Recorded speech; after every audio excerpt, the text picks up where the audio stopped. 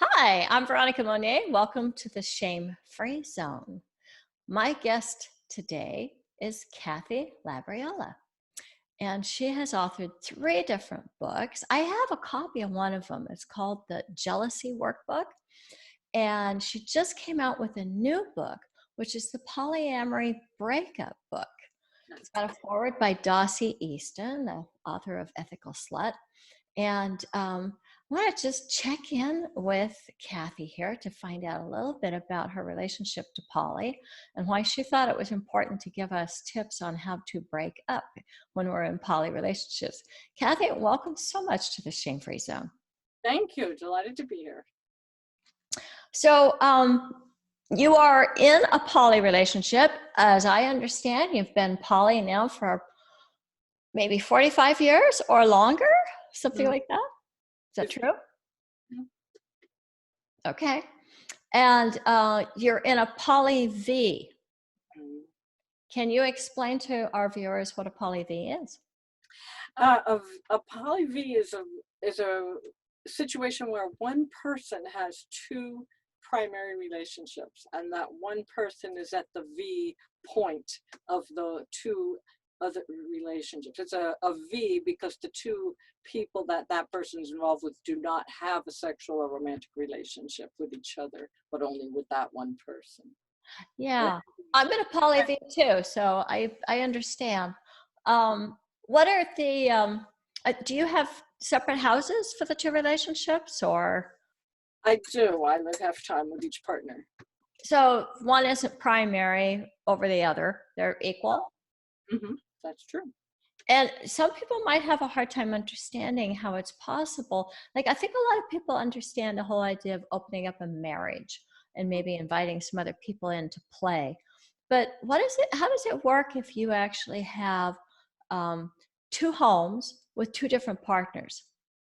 Well, I think the key is that, when you decide to open up a relationship and you start having any kind of sexual or romantic relationship with someone else, that relationship could go anywhere. You can't always predict or control what's going to happen. And as much as sometimes people say, oh, well, I don't want you to fall in love with anyone else, I just want you to have casual sex. Sex is opening a door that you don't really know what's on the other side of it. And so I do advise people that as much as they might have the intention of keeping a relationship to be less, be secondary or casual, it doesn't always work that way in real life. It doesn't even work sometimes when people are calling themselves swingers, That's true. That's true. Even in that situation where it's a very so compartmentalized and so specifically, boundaried. Well, what are some of the special circumstances? I think that you have listed at least 2 things that make breaking up in a poly relationship a little bit different than breaking up in a monogamous relationship. What would those 2 things be? The first thing is that when you break up with someone or someone breaks up with you, you may be heartbroken and really crushed and be in pretty bad shape emotionally and mentally at that moment. But yet you have another relationship that needs to be sustained. If you're polyamorous, you're likely to have more than one partner, and so the other partner has every reason to expect and want you to be emotionally and physically present with them, even though you're going through a breakup. Whereas when you're in a monogamous relationship and you break up, you can kind of just shut the door and eat nachos and stop, watch TV and not really talk to anybody. It's not really an option in a poly situation. So that's boy, that seems like it would make breaking up really hard to do. It is. Well, and oftentimes the other person is, your other partner is feeling pretty insulted because they're thinking, well, I'm still here. Why are you so miserable? Maybe the other person was more important than you let on. It makes your remaining partner feel like they're so less important than this other person, when it's not really true. It's that you're feeling devastated by the loss and grief. The second way that a poly breakup is so different is that it usually creates some unique public relations problems. And the key is that most people do not have a supportive network of family and friends that supported their poly relationship. Most of people have reported to me, and I've certainly experienced it myself, that feeling that your family and friends are just waiting for this relationship to break up so they can tell you that, well, I knew all along it would never work because polyamory couldn't work, or you should just go back to being monogamous. See, it failed because it's polyamory. Whereas when you break up in a monogamous relationship, no one usually blames it on monogamy. They blame it on whatever the actual cause was usually. True, true. I And also I would advise people that you should be prepared for that. Go ahead. well, one of the things that comes up for me too is that if the different people in a poly relationship, because I know some people have separate homes like you and I do, but some people actually live in the same home together. And if somebody had a falling out in the poly arrangement, maybe there's 4 people in the household, seems like that would be really disruptive to everybody's connection, and maybe not everybody be on the same page. That's very true, that, oftentimes it creates a lot of stress and tension, especially if there are children in the household and the children are attached to that person, even if they're not a biological parent. So yeah, that usually requires some kind of mediation or, family therapy to try to figure out, well, who's going to move out and who's going to stay, or are you all going to be able to stay and find some way of getting along, even if one person is no longer going to be partnered with the other or person or others. It is very complicated, and often it causes kind of the upsetting the apple cart, and it can really cause a lot of stress in all the relationships in the configuration. Absolutely. So when there's so much work involved in a poly relationship, I would think some people, why do it? I could think of quite a few reasons to do it. I'm wondering what comes to mind for you. For me personally, it is that I know that I am bisexual, and I know that I am not very likely to be happy with one person of one gender for the rest of my life. And I feel like I'm acting with honesty and integrity not to promise that. Yeah. I think it's a mistake for me to promise something I don't think I can deliver. However, on an even deeper level, for me, it's about feeling fully in my power as a woman and feeling like I own my sexuality. I'm not a slave dependent or even a so-called better half of one other person. I am my own self, and I'm 100% fine as I am, and I want to launch from my own internal platform to be able to have relationships with people that are right for me, and I don't want anyone else controlling that and telling me what I can and can't do. Thank you for that. I'm going to share just a few minutes about how it is for me to be in a poly V with 2 separate households. I was married for 14 years, and I realized that I enjoyed some alone time, which I didn't have when there was a house full of young children and a husband. So since I'm not the V, and my partner goes back and forth between these 2 homes, I get some quiet time to myself, which I actually crave. It's just kind of how I'm built. And I'm bisexual too, but I don't have the same desire to be with both genders simultaneously. It's not a high thing for me. But I learned a lot from my cousin, Alina Gabosh, who used to be the director for the Center for Sex Positive Culture in Seattle. And she just, had a husband. They got divorced, and she lived with a man and a woman, and then they separated, and she got other lovers, but she never really stopped being family with all these people. And when she had a crisis in her life, she got breast cancer, they were there for her in a big way. Oh, that's great. And they were there for each other. So I've noticed, I've been in this poly V now for 10 years, and I've had some crises come up in my life. My mother had a stroke, and I had to relocate her to memory care, and it was really traumatic. Yeah. for me. And I had two people supporting me. It was so much different than just having a husband. I think the contrast for me was amazing, because the stress that can be on two people, if you've got three people, or possibly for other people, four or more people, it spreads that out so that people can get more of the support that they need, um, especially because life throws us curveballs. And before you and I went live, you were talking about how during the pandemic, you're seeing that people are benefiting from poly. Did you want to say a little bit about that? Well, just that unfortunately, the monogamous people are having a very rough time. You got two, in many cases, two parents both trying to work full time, either working from home or one of them's going out to work and the other's working at home, and they have kids that are at home 24/7 because schools are closed, and I've heard, they have no help, and they're trying to work full time and raise kids full time.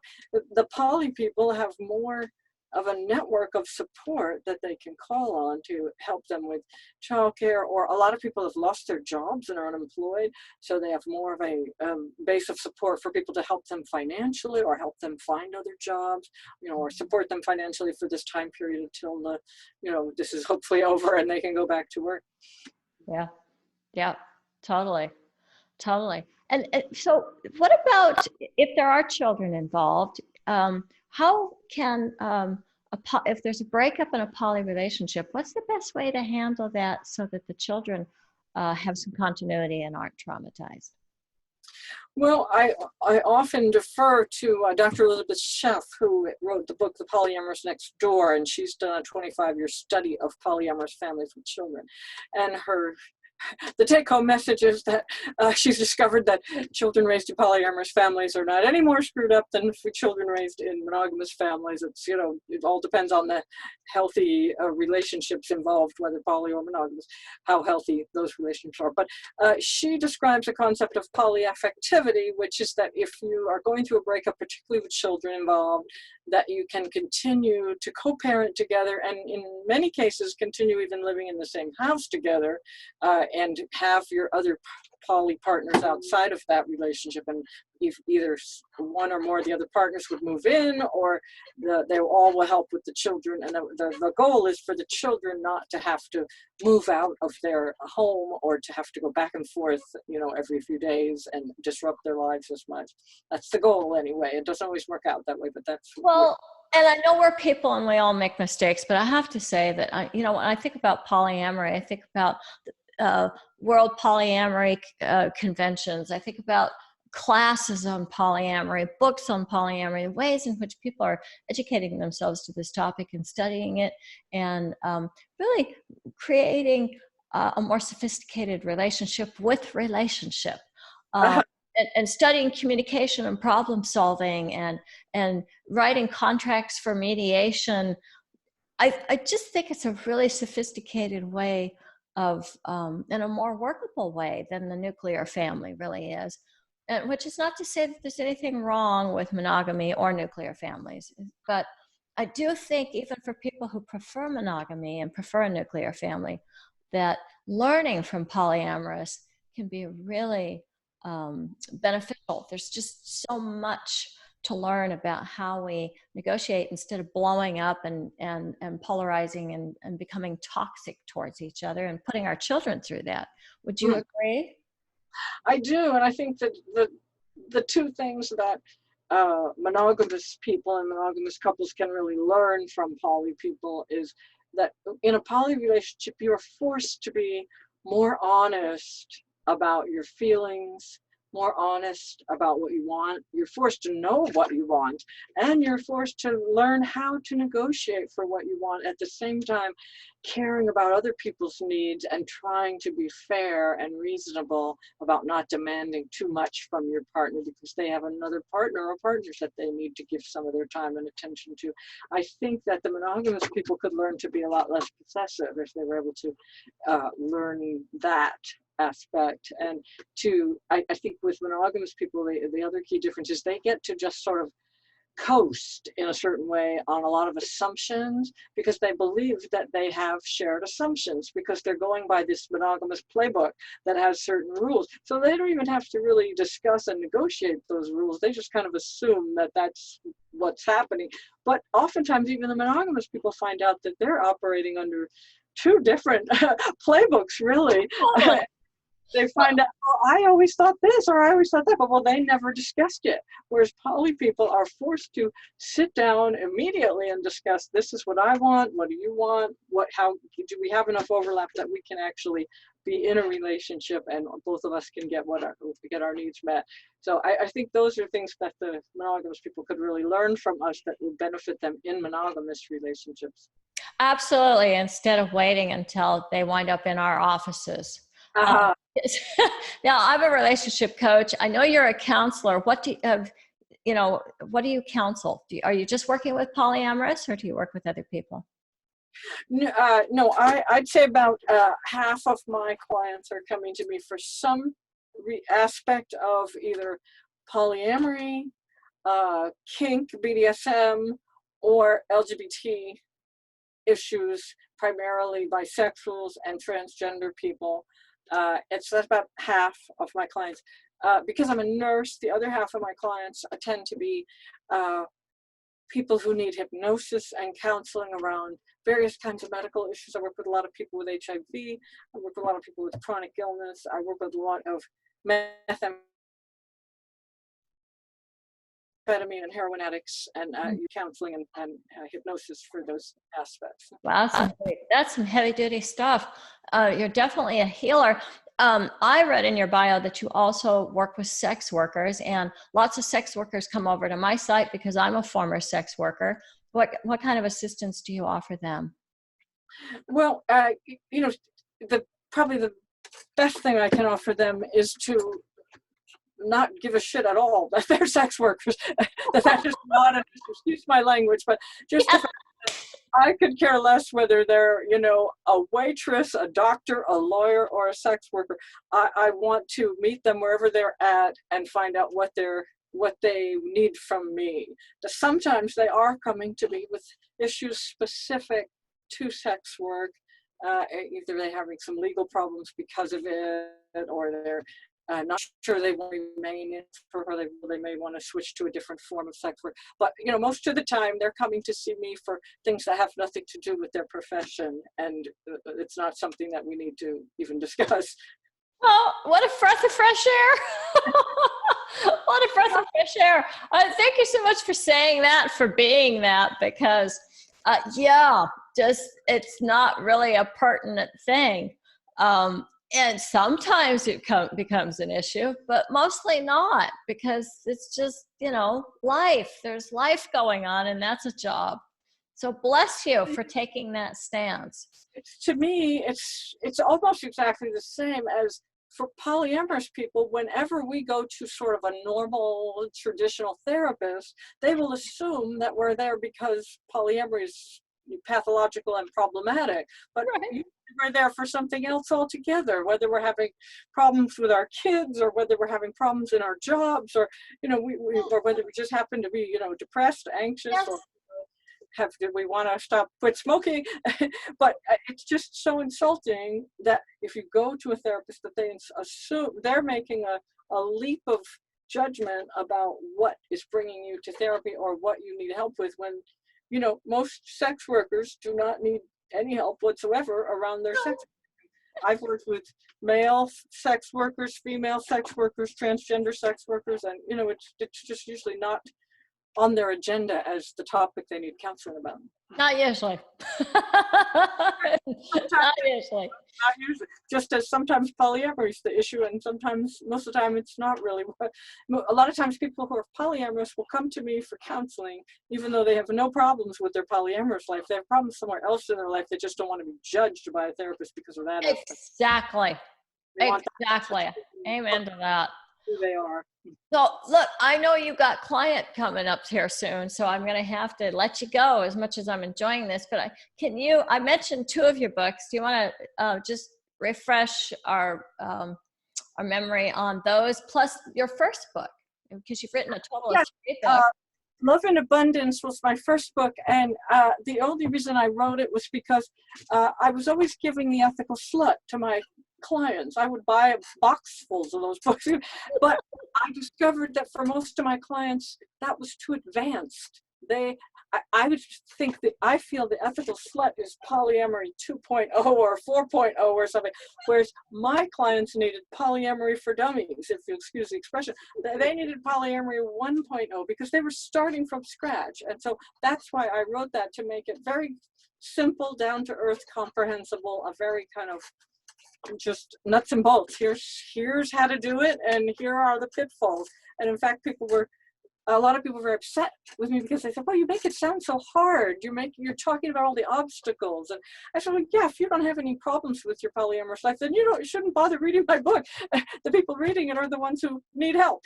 And then I wrote the jealousy workbook because I used these various techniques and exercises in my work with clients. I was giving them all these paper handouts all the time with these exercises, and my publisher asked me to just more or less put them all together in a book so that people could just do these written exercises. And then this third book, the Polyamory Break-up Book, I wrote primarily to help people prevent breakups, but also to, very importantly, to help them survive them if it does happen, and when it does happen, that you know how to get through it and how to recover from it and how to hopefully not destroy all your relationships around you in the process. Well, I'm really grateful that you did write all three of those books. And for our viewers who may want to contact somebody who can support them without being prejudiced towards them, if they're polyamorous or if they're a sex worker, how can they reach you? I have a website, www.kathylabriola.com. I have lots of free videos, articles, podcasts on there. A lot of people, after they read my website, they don't even have to come see me, which is great. I'm thrilled that they got what they needed. But if they want to come see me, either in person or if they're outside of the San Francisco Bay Area, they can call me for an appointment or contact me by email. And so the website again is kathylabriola.com. And my phone number, if anyone wants it, 510-841-5307. Okay. Well, your phone may ring off the hook. So. Okay. Well, great talking with you, Veronica. I'm sorry I have to. I know you do. Congratulations on your book. Thank you so much for bringing your wisdom to the Shame-Free Zone. Thank you for having me. It was a lot of fun. All right. Bye-bye.